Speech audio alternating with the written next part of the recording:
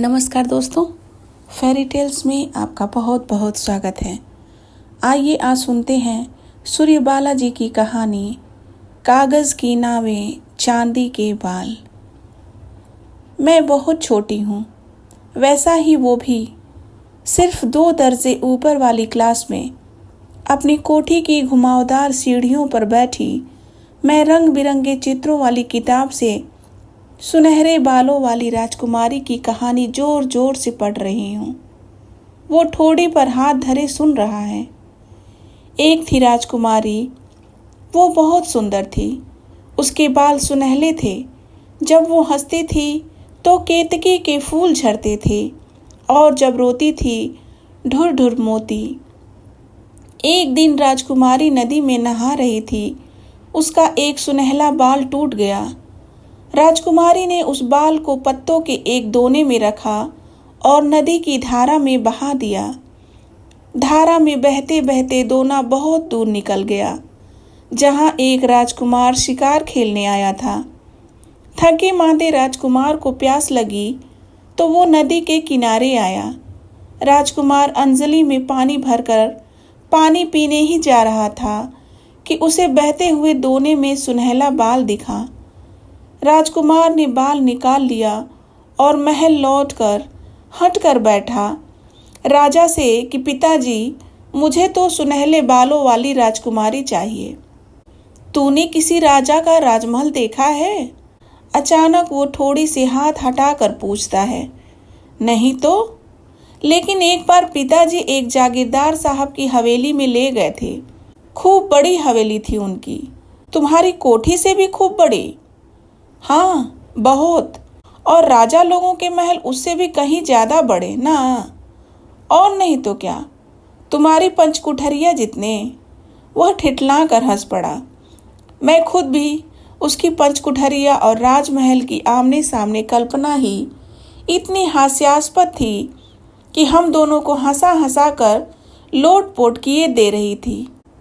और बाकी आसपास कामकाज में लगे हुए छोटे बड़े लोग हमें अजीब बेवकूफ़ी भरी और नागवार नज़रों से घूरे जा रहे थे। पंचकुठरिया हमारी कोठी के सामने बंजर मैदान में बनी एक अधफूटी सी इमारत थी, जिसमें एक सीधी कतार में किसी ने सिर्फ 5 कोठरियाँ और 5 दालान किराए पर उठा देने की गरज से बनवा दिए थे। इन्हीं में से एक कोठरी में वो अपने माँ बाप और छोटे भाई बहनों के साथ रहता था। हम दोनों एक ही स्कूल में पढ़ते थे। वो 2 दर्जा ऊपर, मैं 2 दर्जा नीचे। मैं तांगे से स्कूल जाती, वो पैदल। लेकिन तब भी हम घर से एक ही टाइम पर निकलते और एक ही टाइम लौटते थे, क्योंकि वो पैदल पैदल गली मैदान और छोटी पगडंडियों के सहारे फलांगता फलांगता जल्दी पहुंच जाता, जबकि मेरा तांगा चौड़ी तारकोली सड़क से हटो बच्चों पुकारता खदराता हुआ जाता। वह चप्पलें पहनता, मैं बक्सुए वाली सैंडलें।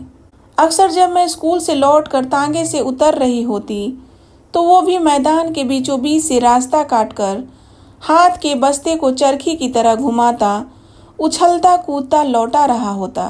फिर हम दोनों खूब बातें करते कि आज हमें ये पढ़ाया गया और हमें इस कविता की ये टून बताई गई, हमें ये। हम अपनी सीखी कविताएं भी गाकर एक दूसरे को बताते और उस दिन के सीखे पहाड़े दोहराते। फिर वो अपनी पंचकुठरिया में चला जाता, मैं अपनी कोठी में। मुझे कोठी के बाहर जाने की इजाज़त नहीं थी, उसे कोठी के अंदर आने की। ये कभी किसी ने कहा नहीं, बस एक समझी स्वीकारी हुई बात थी। उसके आने की कोई मनाही नहीं थी। वह आता, हम दोनों बाहर साइबान या अगल बगल अपने आहते में उछल कूद लेते और साथ साथ ढेर सारी रंग बिरंगी कहानियां पढ़ लेते। वह कौतुक से पूछता, राजा लोगों के महल कितने बड़े होंगे आखिर?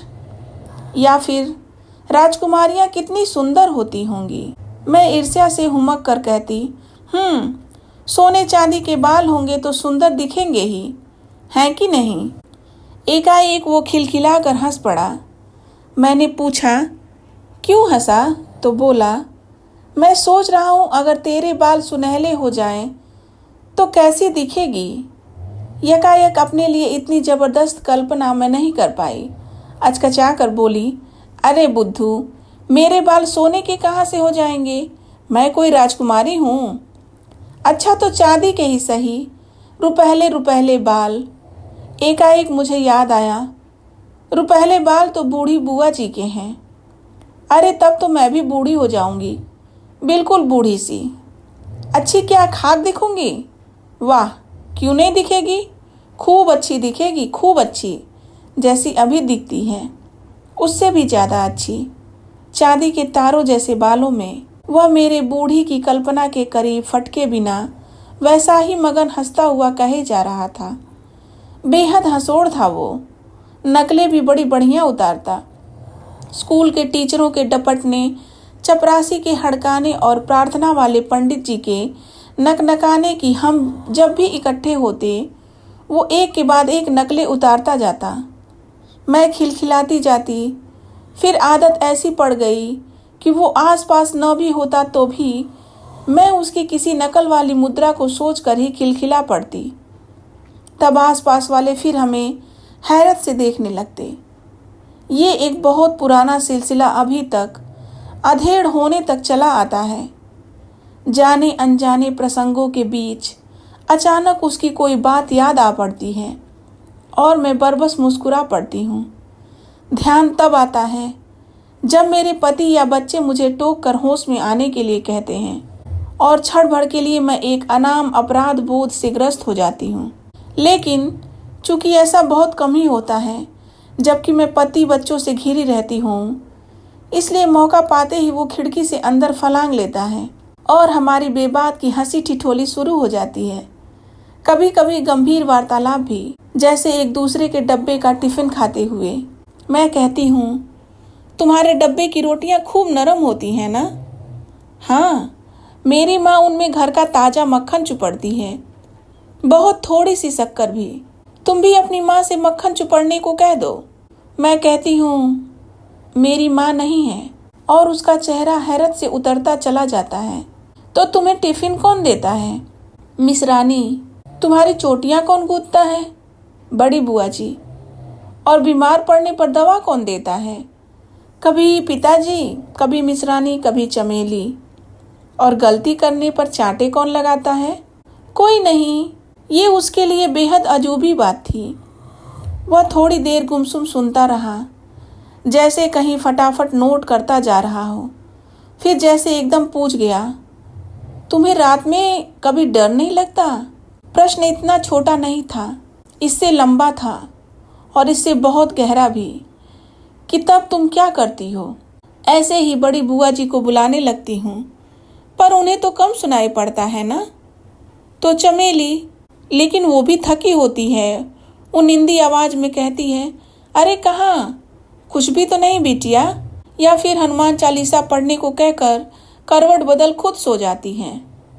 फिर मैं उससे पूछती हूँ, तुम्हारी माँ है? कैसी हैं? वह उसी तरह खिलखिलाकर हंस पड़ा। मेरी माँ? तुम देखोगी तो खूब हंसोगी। वो तुम्हारी बुआ जी की तरह सफ़ेद झक साड़ी थोड़ी ना, एकदम लुगड़ी फुगड़ी सी साड़ी पहनती हैं और सिंदूर का टीका लगाए चूल्हे में गोल गोल रोटियां फुलाती रहती हैं। क्रीम पाउडर नहीं है उसके पास, लेकिन वो सिर्फ आधा सेर दूध में ही छाछ, दही, मक्खन सब कर लेती है और फिर उन्हें उंगलियों से हाथ मुंह सब चिकना कर लेती है और पैरों में ढेर सारा महावर लगा लेती है। तुम मुझे अपनी माँ को दिखाओगे? हाँ हाँ, चलना। लेकिन कैसे? ऐसे ही एक दिन मैं दोपहरी को चुपके से खिड़की फलांग गई थी और बेतहाशा उसका हाथ पकड़े हाँफते हाँफते पंचकुठरिया पहुंच गई थी। उसकी माँ और बहनें मुझे देखकर चकित चमत्कृत थीं, जैसे वो कोई वर्जित लेकिन साहसिक काम कर गुजरा हो, कुछ बेहद दुर्लभ सी चीज उठा लाया हो। ये राजी है, कोठी वालों की लड़की, राजरानी। उसकी माँ मुझे किसी बड़ी प्यारी, कोमल और कीमती वस्त्र की तरह मुग्ध दृष्टि से देखे जा रही थी। तुम्हारी मक्खन और शक्कर चुपड़ी रोटी रोज यही खाती है। इसे अपनी मिसरानी के तेल बोथे पराठे, सब्जी और अचार बिल्कुल नहीं भाते। मोहन थाल और इमरतियाँ भी नहीं। वो प्रशंसा के भाव से बिल्कुल नहीं, सिर्फ हकीकत के तौर पर बयान करता जा रहा था। उसका छोटा भाई मेरी रेशमी फ्रॉक पर आराम से हाथ फेरता जा रहा था और उसकी बहनें मेरी बक्सुए वाली सैंडलें आंखें बचा बचा कर देखे जा रही थी। मैं उन सब की उस दिन की उपलब्धि थी। अचानक वो कह बैठा, इसके माँ ही नहीं है। दुख सहानुभूति नहीं, यहाँ भी मात्र हकीकत बयानी। और तड़ाक, जैसे हर किसी के चमत्कृत से दिखते चेहरों पर सनसना कर कुछ बैठ गया हो। सबके चेहरे अवाक। तब वह जैसे सबको जगाता सब बोला, लेकिन इसके घर मिसरानी, चमेली, दरबान और बड़ी बुआ जी हैं, भोंपू वाला ग्रामोफोन और बघर्रे की खालें भी। इसके दरबान के पास भी कोट है और पिता के पास विलायती हैट। जैसे किसी दूसरे लोग की अजीबो गरीब बातें बता सुना रहा हो। खुद मैंने ही क्या, कुछ कम अजूबी बातें देखी उसके यहाँ। मेरी फ्रॉक और बक्सुएदार सैंडलों का सम्मोहन तो बहुत थोड़ी ही देर रहा। उसके बाद तो उसकी एक बहन मेरे दोनों हाथ पकड़ तेज तेज चक्री घूमने लगी और दूसरी घर के सामने इकड़ी टुकड़ी खींचने लगी। छोटा भाई और बहन सड़क से गुजरते रंग बिरंगे गुब्बारों और पिपहरी के लिए माँ के कंधों पर झूल कर ठुनकने लगे। भाई तो इतना जिदियाया कि उसकी पीठ पर एक भरपूर धौल भी पड़ा, धप से। इससे बाकी सारे खिलखिला कर हंसने लगे और भाई पैर फैलाकर चीखने लगा। तब तक बंदर के नाच वाला आ गया और सब बच्चों के साथ भाई भी रोना भूलकर नाच देखने के लिए भागा। लेकिन चूंकि उसका छुटका भाई बड़े बच्चों के बराबर तेज भाग नहीं सकता था, इसलिए बड़ी बहन ने उसे अपनी गोद में लाद सा लिया। नाच देख कर लौटे तो उसकी माँ ने पीतल की एक तस्तरी में तुरत फुरत चूल्हे पर सीखी और जरा सी मक्खन चुपड़ी खूब नरम सी रोटी मुझे खाने को दी। फिर बड़े प्यार से पूछा, तुम्हें अच्छी लगती है ना? मैंने खाते खाते हाँ में गर्दन हिलाई।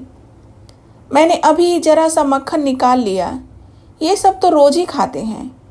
वो हंसा, इसका मतलब हम सब कल रूखी रोटी और नमक खाएंगे ना? तो क्या? उसका छोटा भाई बड़े भोलेपन से बोला, जो यह रोज आएगी तो हम रोज रूखी रोटी खाएंगे। सबके सब जोर से हंस पड़े। माँ बोली, रोज इसे आने ही कौन देगा? अब इसे जल्दी से पहुंचाओ नहीं तो डांट पड़ेगी। उसकी माँ ने ठीक कहा था। लौटने पर पिता की कड़कदार आवाज़ गूंजी और उसी के साथ एक भरपूर चांटा।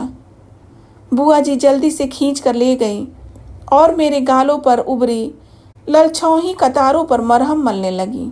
मरहम मलते मलते बुआ जी समझाए जा रही थी, अपनी खानदानी इज्जत और साख समझा कर बेटी, तेरे पिताजी की इससे तौहीन होती है ना? तुझे क्या पता वे कोर्ट में कितने मुकदमे की पेशियां, कितना पैसा पानी की तरह बहाने के बाद तुझे तेरी माँ से जीत कर लाए हैं। उस दिन मैंने एक खबर की तरह जाना कि मेरी भी माँ है। उतनी छोटी मुझे खानदान, कोठी, दबदबा जैसे शब्द साफ साफ समझ में नहीं आ रहे थे, लेकिन तौहीनी का मतलब समझते वक्त अचानक मेरी आंखों में गरम रोटी पर धरी एक छोटी सी मक्खन की डली पिघलने लगी। बस बड़े होने पर जाना कि चूंकि मेरे पिताजी मुझे खानदानी इज्जत के रूप में अपने दबदबे के बल पर कोर्ट से जीत कर लाए थे, इसलिए कहीं न कहीं ये जरूर चाहते थे कि मैं उनकी बेटी की तरह रहूं, अपनी माँ की बेटी की तरह नहीं। मेरी माँ और मेरे पिताजी की ये कहानी मेरी जिंदगी के हर छोटे बड़े मोड़ पर मुझसे उलझती, ठोकरें लगाती रहीं। सारे मान सम्मान और समाज में बाइज्जत हाथों हाथ ली जाती हुई मैं अलग हो गई। माँ और अलग हो गए पिता की बेटी के दयनीय सच के साथ हमेशा जोड़ी गई। ससुराल में भी, बेटी बेटों के सामने भी, सिर्फ चर्चा भर ही, मेरी बुराई आलोचना कुछ नहीं। उस दिन के बाद फिर कभी नहीं गई उसके घर। हफ्ते 10 दिनों बुखार में पड़ी रही। अच्छी होने पर भी नौकरों को मेरी हर सुख सुविधा के लिए मिले निर्देशों की कड़ी निगरानी में कोठी में ही आंगन, दालान, बारजों, बरसातियों में टहलती भटकती रहती। अचानक एक दिन देखा, एक ठेले पर कुछ खाट खटोली गद्दे गद्दियों और चूल्हे चौकों के मर्तबानों सहित सारा सामान लदा चला जा रहा है। वे सब भी उसी ठेले के पीछे पीछे जा रहे हैं, उसी शहर में कहीं और रहने। मैं अब भी उसी शहर में हूँ। पिता मुकदमे में जीती हुई अपनी बेटी को इस कोठी सहित सारी जमीन जायदाद दे गए हैं। मेरे पति बच्चे सब कुछ संभाल रहे हैं, लेकिन मैं एक असंभव सी प्रतीक्षा कर रही हूँ। अक्सर अंदर एक हलकोर सी उठती है जब लगता है कि वे सब के सब भी इसी शहर में कहीं होंगे। वह सब कुछ उस उम्र के साथ ही क्यों नहीं खत्म हो गया? क्यों एक कचोट सी अभी तक बाकी है? और किस बात की? क्यों वो उम्र की सारी सीढ़ियां फलांगता इन उतरती सीढ़ियों पर भी मुझसे पहले ही बैठा ठिलठिलाकर हंसता नजर आता है? जब भी उदास होती हूँ वैसा ही खिलखिलाता मैदान पार की पगडंडियों से दौड़ता वो मेरी खिड़की के रास्ते उचक कर अंदर फलांग जाता है। मेरी साड़ी तब चुन्नटदार फ्राकों में बदल जाती हैं और पाँव में बक्सुए वाली सैंडलें। राजी, आओ चलें। कहाँ? जंगली बेरों की भीटों पर, या फिर तुम्हारी कोठी के ही पिछवाड़े झांक झंखाड़ों के बीच लाल घुंघरुओं वाली घुंघचियाँ तोड़ने, पीपल की पत्तियों को पान बनाकर बीड़े लगाने और सूखी चिलबिलों से चिरौंजियाँ निकालने। अरे इसे कैसे मालूम कि सचमुच मेरा मन कोठी की पुरानी दीवालों की दरारों में उग आए पीपल के पत्तों के पान बनाने को करता है, लाल घुंघचियाँ और सूखी चिलबिल बीनने का भी। लेकिन मेरे पति बच्चे, उनका नाश्ता खाना, उन सब से कोई रोकता थोड़े है तुम्हें। सब सल्टा कर या उन्हीं के बीचों बीच। सचमुच जैसे अभी अचानक शीशे के सामने खड़े होकर माथे के दाहिने किनारे से उठती सफ़ेद बालों की एक मुस्त कतार दिखी है। मन अनजाने अवसाद में डूबा है कि पीछे से वह ठिलठिला कर हंस पड़ा है। मैं कहता था ना कि तू खूब अच्छी दिखेगी, खूब अच्छी, चांदी के तारों जैसे बालों में। बस मैं पूर्ण विश्वस्त परम निश्चिंतता से मुड़ गई हूँ, जैसे माथे पर चांदी का ताज पहना हो। बाहर धाराधार बारिश हो रही है और दूर मैदान के बीचों बीच चिलबिल का पेड़ भीग रहा है। मैं अचानक मुड़ी हूँ और चमकीले कागज़ों वाली पुरानी पत्रिकाओं से चिकने मोटे कागज़ निकालकर ढेर सारी रंग बिरंगी नावें बनाने लगी हूँ। मेरा समझदार बड़ा हो गया बेटा हैरत से टोकता है, मम्मी ये क्या नावें? मैं खुशी से किलकती हुई कहती हूँ, चलो इन्हें सड़क के किनारे तेजी से बहते पानी में बहाते हैं। थोड़ी नावें तू भी पकड़ दो। हतबुद्धि सा वो पहले अचकचाता है, फिर वाकई बची नावें उठा लेता है। नावें हथेलियों में दुबकी चिड़िया सी दिखती हैं और बरसाती बूंदों में मेरा हट रखने को ही मेरे पीछे पीछे होकर ढाल पर इकट्ठा हो तेजी से बहते पानी की धारा में एक के बाद एक नावें बहा देता है। मैं माथे का पानी निचोड़ती मुग्ध उत्फुल्ल देखती हूँ। नावें चली जा रही हैं, नाचती, थिरकती, अटकती, फिर बहती तेज तेज ढलान की धार में। और अचानक एक सपना सा देखती हूँ मैं। बरसाती बरसात का ये हलकोरता पानी ढलानों से बहता हुआ एक कोठरी के दरवाजे से जा लगा है। वहाँ एक छोटा सा बच्चा चहक कर एक नाव उठा लेता है और कुतूहल से देखता है उसमें रखा एक रुपहला चांदी के रेशे सा बाल। और ये कहानी यहीं समाप्त हो जाती है। दोस्तों, आपको ये कहानी कैसी लगी कमेंट बॉक्स में ज़रूर कमेंट करें। कहानी सुनने के लिए आपका बहुत बहुत धन्यवाद।